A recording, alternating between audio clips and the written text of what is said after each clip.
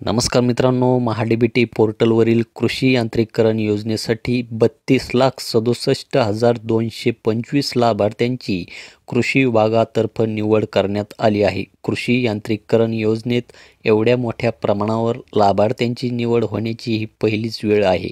या सर्व लाभार्थ्यांनी या योजनेचा लाभ घ्यावा असे आवाहन कृषी मंत्री दत्तात्रय भरणे यांनी केले आहे. तसेच कृषी यंत्रे अवजारावरील GSTच्या दरामध्ये 5% घट करण्यात आलेली असून त्याचा देखील शेतकऱ्यांना लाभ होणार आहे.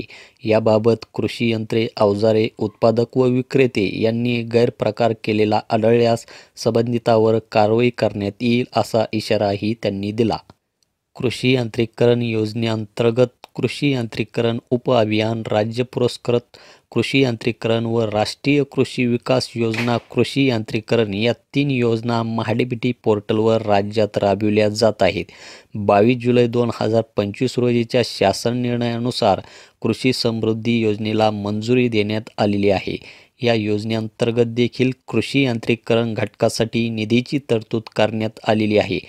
आजपर्यंतच्या कार्यकाळात एका वर्षात जास्तीत जास्त 7 लाख लाभार्थ्यांची निवड झाली आहे, परंतु यावेळेस पहिल्यांदाच 32 लाखाहून अधिक लाभार्थ्यांची निवड झाल्याची पहिलीच वेळ आहे.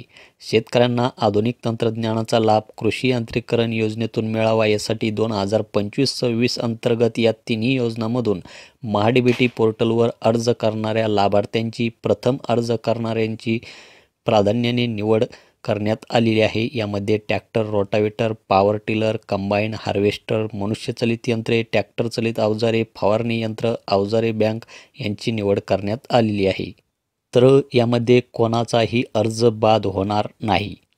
महाडीबीटी पोर्टलवरील कृषी यांत्रिकीकरण उपअभियानांतर्गत 3,38,484 राज्य पुरस्कृत कृषी यांत्रिकीकरण योजनेअंतर्गत 29,92,000, राष्ट्रीय कृषी विकास योजना कृषी यांत्रिकीकरण योजनेअंतर्गत 2127 अशा एकूण 32,67,225 लाभार्थ्यांची निवड करण्यात आलेली आहे.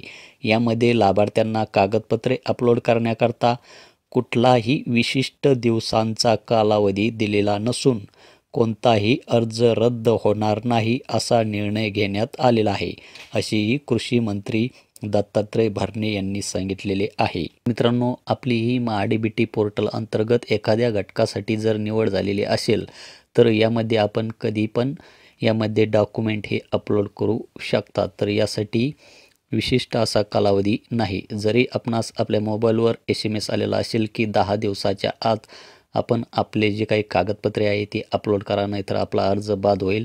तर आपला अर्ज यामध्ये बाद होणार नाही. कारण की मित्रांनो, मी पण एका शेतकऱ्याचा असाच एक फॉर्म चेक करून पाहिलेला आहे. ज्या शेतकऱ्याची निवड पाठीमागे 1 महिन्यापूर्वी झालेली होती आणि आजसुद्धा मी त्या शेतकऱ्याचे स्टेटस चेक केले तरी तेथे कागदपत्रे अपलोड करण्याचा पर्याय उपलब्ध आहे.